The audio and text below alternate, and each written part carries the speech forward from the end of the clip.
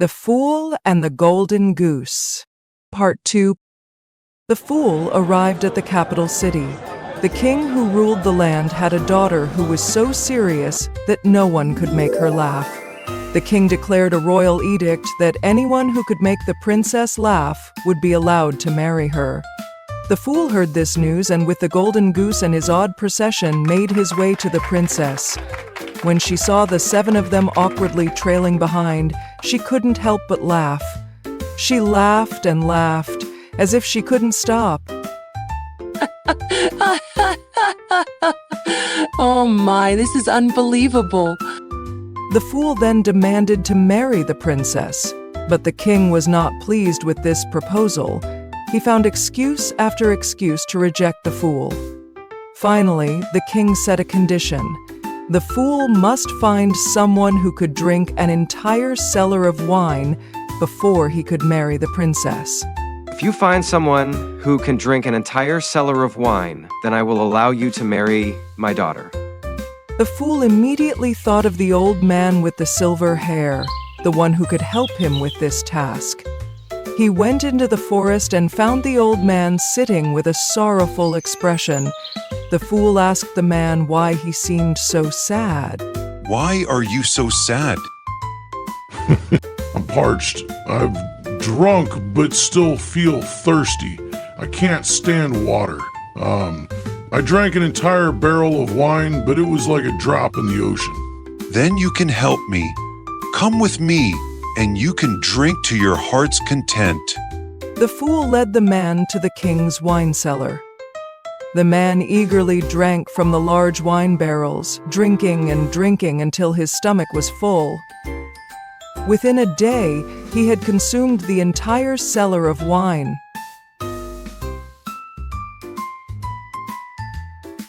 The fool once again demanded to marry the princess. The king, now frustrated with the persistent fool, came up with new conditions. The fool must find someone who could eat an entire mountain of bread. If you find someone who can eat an entire mountain of bread, I will allow you to marry my daughter. The fool thought for a moment, then went into the forest again. He found the same spot where the tree had been chopped down, and there he saw a man sitting, tying his stomach with a leather belt, his face looking miserable. The man explained,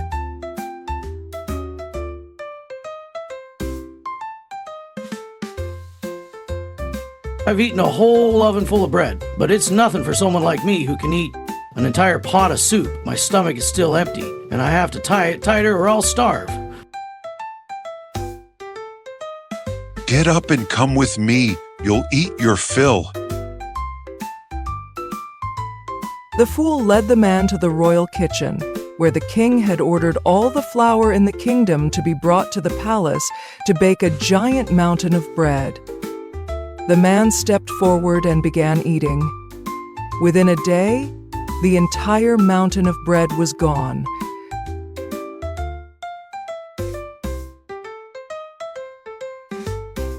The fool once again demanded to marry the princess. This time, the king was even more determined to stop him. He set another challenge. The fool must find a boat that can sail both on land and water. If you can bring me a boat that sails both on land and water, then you can marry my daughter. The fool went straight into the forest again. The old man with the silver hair who had helped him before was sitting there. The old man said, I was the one who drank and ate for you. I will give you the boat, for all of this help was granted because you treated me kindly. The old man gave the fool a boat that could sail both on land and water. When the king saw the boat arrive at the shore, he knew there was no way to prevent the fool from marrying his daughter. A grand wedding was held. After the king passed away, the fool ascended to the throne and lived happily with his wife.